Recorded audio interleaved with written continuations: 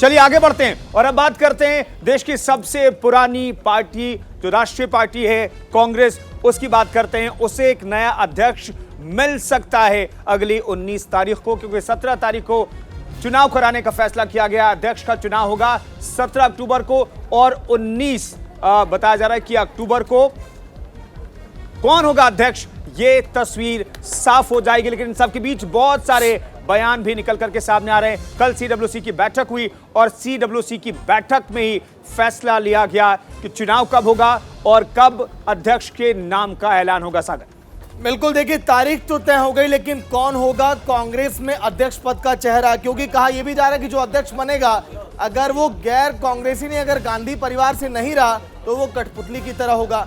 बार बार अशोक गहलोत, हरीश रावत, कांग्रेस के तमाम दिग्गज नेता ये गुहार लगा रहे हैं राहुल गांधी से कि राहुल गांधी जी आप ही रहिए तो बेहतर होगा, अध्यक्ष आप ही बने रहिए। लेकिन ऐसे में अगर हम बात करें कांग्रेस के अध्यक्ष पद को लेकर, जिस पर देखिए लगातार सस्पेंस बरकरार है, लेकिन उस तारीख का ऐलान तो किया गया, लेकिन ऐलान कब होगा और कौन होगा कांग्रेस अध्यक्ष देखना काफी अहम होगा, क्योंकि बीजेपी भी देखना चाहती है। और आने वाले समय में अगर 11 राज्यों में विधानसभा चुनाव है और हाल ही में अगर गुलाम नबी आजाद पार्टी छोड़कर चले गए तो एकजुटता बहुत ज्यादा कांग्रेस के लिए जरूरी हो गई है। कुंदन, बिल्कुल, कोशिश तो यही है कि एक बार फिर से राहुल गांधी कमान संभाले, लेकिन सीडब्ल्यूसी की बैठक में इलेक्शन शेड्यूल तय कर दिया गया। कल सीडब्ल्यूसी की बैठक हुई अहम और इसमें शेड्यूल तय किया गया है। देखिए 17 अक्टूबर को चुनाव है, 19 अक्टूबर को सामने नतीजे आएंगे। हालांकि नामांकन की प्रक्रिया भी शुरू हो गई है। कहा यह जा रहा है कि जो चाहता है वो नामांकन करे, लेकिन क्या उस नामांकन का कोई फायदा है क्या कुंदन? बिल्कुल, कुछ लोग अंदर से आवाज भी उठा रहे हैं पार्टी के अंदर ही। देखिए, पार्टी के आधिकारिक का अधिकतर नेता जो है राहुल को अध्यक्ष बनाना चाहते हैं, ये एक पक्ष है और उसके लिए कोशिश भी लगातार जारी है। हरीश रावत कह रहे हैं और गहलोत को भी आपने पहले ही देखा कि अगर राहुल गांधी हो जाए तो बेहतर है। लेकिन कई लोग ऐसे हैं जो बैठक में हैं, लेकिन वो सूची पर भी सवाल उठा रहे हैं कि यही नाम क्यों आ गया। आनंद शर्मा जैसे नेता हैं जो कह रहे हैं कि सूची में जो अधिकतर लोग हैं वो राहुल गांधी को अध्यक्ष बनाना चाहते हैं। और अशोक गहलोत साफ तौर पर ही कह चुके हैं कि आखिरी क्षण तक, यानी कि 17 तारीख तक वो और पार्टी के ज्यादातर जो लोग हैं वो राहुल गांधी को मनाने में जुटे रहेंगे और अगर राहुल गांधी मान जाते हैं चुनाव के लिए तो उनका अध्यक्ष बनना। लेकिन कुंदन, एक सवाल देखिए आपसे मैं जानना चाहूंगा, क्या ऐसे में कांग्रेस को इस पर विचार करना चाहिए अगर गैर गांधी परिवार से कोई युवा, जो ग्राफ लगातार कांग्रेस का डाउन हुआ, क्या ये पॉजिटिव हो सकता है, नेगेटिव हो सकता है कांग्रेस लिए? देखिए, कांग्रेस के अंदर के व्यू को भी देखें तो कांग्रेस के अंदर जो वरिष्ठ नेता अशोक गहलोत की माने तो उनको लगता है कि सारी जो लोग इंटैक्ट नहीं रहेंगे। गांधी परिवार के इतर बहुत सारे अध्यक्ष रहे हैं, लेकिन बहुत ज्यादा पार्टी अच्छा नहीं कर पाई है, ये रिकॉर्ड रहा है। और दूसरी समस्या ये होती है जो अशोक गहलोत ने भी कही कि पार्टी के नेता घर बैठ जाएंगे, कार्यकर्ता सड़क पर उतरेंगे नहीं। गैर गांधी होगा तो बिखराव होगा, उसमें खेमेबाजी हो जाएगी। अभी भी खेमेबाजी है, लेकिन उस स्थिति में खेमेबाजी और ज्यादा बढ़ जाएगी। इसलिए जो वरिष्ठ नेता जो कांग्रेस को अंदर से जानते हैं, कई दशक से पार्टी के लिए काम कर रहे हैं, वो चाहते हैं कि अशोक गहलोत जो चाह रहे हैं कि राहुल गांधी बन जाए तो शायद पार्टी बेहतर कर ले। हालांकि राहुल गांधी के लीडरशिप पर कई सवाल उठते रहे।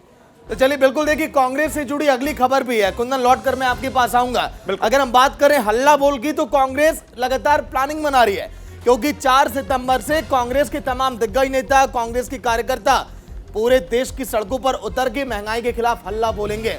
समय समय पर इसी तरह से कांग्रेस की पार्टी जगती रही, आपने देखा होगा। लेकिन कई ऐसे मौके भी है जब ये भी आरोप लगे कि जब ईडी की कार्रवाई होगी तो फिर कांग्रेस सड़कों पर होगी, और इसी महंगाई के बहाने लगातार बीजेपी को घेरते भी रही है। ऐसे में कुंदन, अगर हम बात करें इस हल्ला बोल की, जो लगातार ग्राफिक्स के जरिए हम दिखा रहे हैं कि आखिर कहां पर हल्ला बोल होगा और किस तरह से कांग्रेस प्लानिंग बना रही है। कुंदन, बिल्कुल, तो तमाम सहयोगी भी हमारे साथ जुड़ेंगे और महंगाई के मसले पर और भ्रष्टाचार के मसले पर सरकार को घेरने की कोशिश लगातार कांग्रेस कर रही है। देश भर में प्रेस कॉन्फ्रेंसेस होंगे, प्रदर्शन होंगे, तो ये कांग्रेस पहले से तैयारियों में जुटी हुई है और इसे अंतिम रूप भी दिया जा रहा है। सागर, और हम बड़ा प्रदर्शन देख सकते हैं। तो चलिए, बिल्कुल अगर हम बात करें तो तमाम संवाददाता भी हमारे साथ जुड़ गए हैं, लखनऊ से भी, दिल्ली से भी। पहले नीरज आपके पास आऊंगा। लखनऊ में आज प्रेस कॉन्फ्रेंस भी कांग्रेस की पार्टी करने वाली थी, क्या वो कॉन्फ्रेंस हो चुकी है? अगर नहीं हुई है तो आगे क्या रणनीतियां कांग्रेस की होगी और किस तरह से इसे धरातल पर उतारना चाहती है? नीरज जी देखिए, लखनऊ में आज सुप्रिया सुलेह ने करी थी अपनी प्रेस कॉन्फ्रेंस और महंगाई, भ्रष्टाचार, बेरोजगारी, किसान, ऐसे तमाम मुद्दों पर आज उन्होंने सरकार को घेरा। लेकिन उत्तर प्रदेश के परिप्रेक्ष्य में अगर हम कांग्रेस की बात करें तो कांग्रेस पिछले 2 दशकों से 3 दशकों से उत्तर प्रदेश से धीरे धीरे पूरी तरह से गायब होती जा रही है।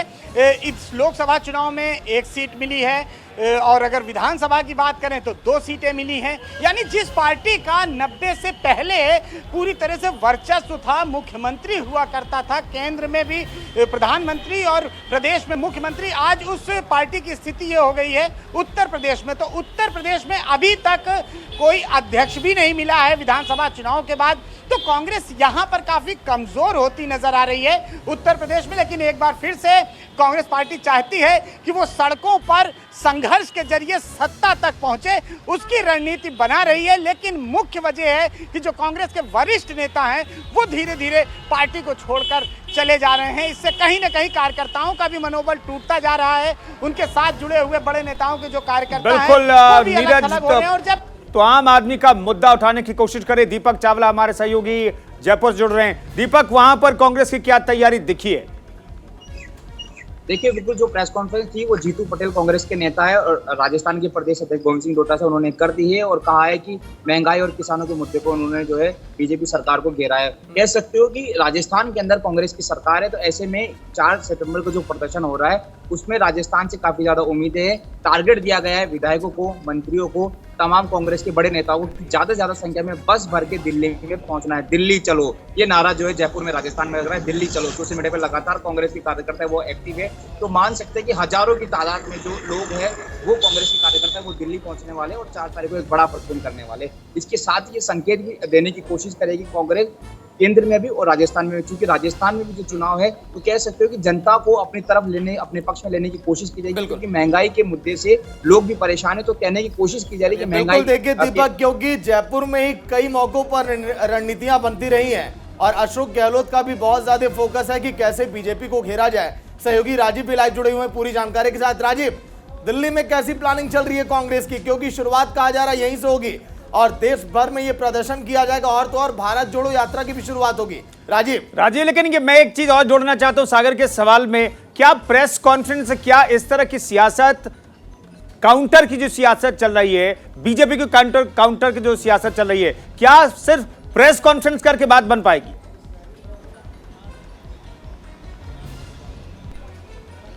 देखिए, सबसे पहले तो मैं आपको बताना चाहूंगा कि 4 तारीख को जो कांग्रेस का हल्ला बोल रैली है ये दिल्ली के रामलीला मैदान में आयोजित किया जाएगा। आज देश के 22 जगहों पे प्रेस वार्ता करके यह मैसेज दिया गया है कांग्रेस की तरफ से कि आप लोग दिल्ली चलिए। लाखों की संख्या में दिल्ली लाने का टारगेट है कांग्रेस का। कांग्रेस के पास इस समय महंगाई एक बड़ा मुद्दा है। आपने देखा होगा कि पिछले समय भी कांग्रेस के जो नेता हैं राहुल गांधी, उनके सांसद सड़क पे उतरे थे। लेकिन 4 तारीख को जो ये हल्ला बोल रैली ये लोग कर रहे हैं, इससे सरकार के ऊपर एक दबाव बनाना चाह रहे हैं। साथ ही देखिए, कांग्रेस के सामने 2 चुनौती है। यह एक तो कांग्रेस विपक्षी पार्टी है और विपक्ष में भी ये जो है साइडलाइन हो गई है, क्योंकि जब से नीतीश कुमार।